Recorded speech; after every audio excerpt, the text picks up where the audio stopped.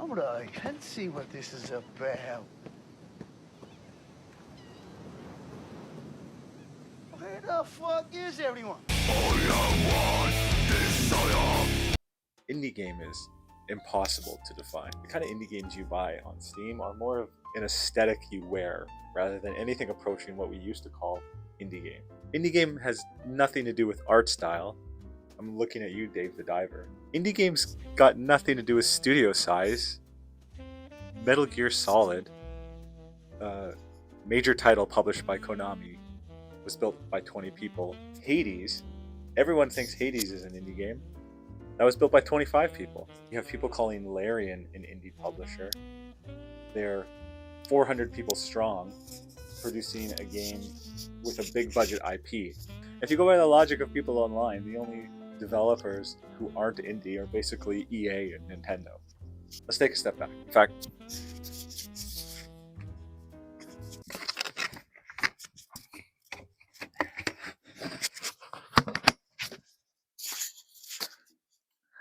let's sit down. If you ask me,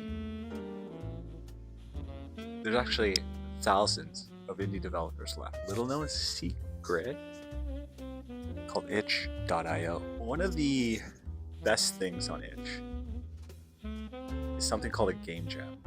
Game jams are typically short, think 3 days of development time, where a team or solo developer are making games based on a theme and maybe a restriction. So you might have to make a 1-bit game about a beat.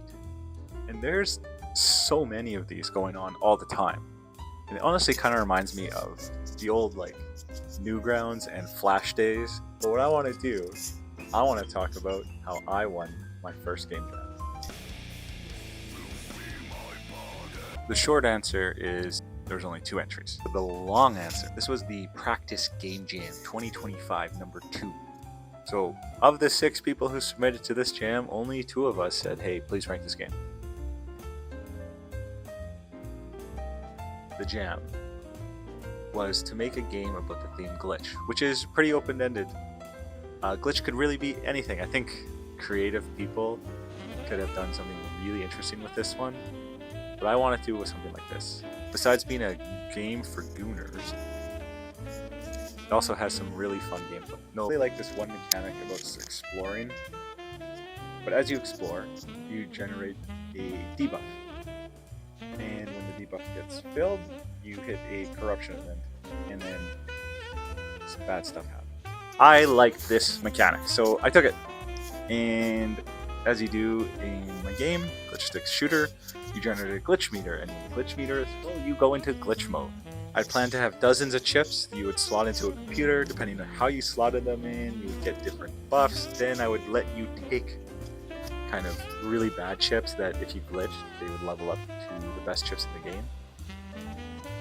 But, and this is what you do during a game jam, I ran out of time. So my game just had a simple upgrade path implemented. Like if you glitch, you got the opportunity to pick another chip. You kind of end up with like a bullet heaven as opposed to a simple twin stick shooter, which was kind of fun. I mean, it played well enough, the graphics are fine enough, it's a game. Yeah, that's basically it. I've done like half a dozen game jams, always wanted to win one, and I don't hold this first place in particularly high regard. No fault to the people hosting the jam, but with only 2 entries, although I'm happy I won, felt like 100 entries, it doesn't feel like a huge accomplishment. So my hunt now changes from wanting to win a jam to wanting to win like a medium-sized jam, maybe 100 entries. And if you want to play Glitch Stick Shooter, you can. I'll put a link in the description below. You can play my other games, Slime Climb and Roche Meow Bow. And please go buy NinjaFall on Steam. That's it. Bye.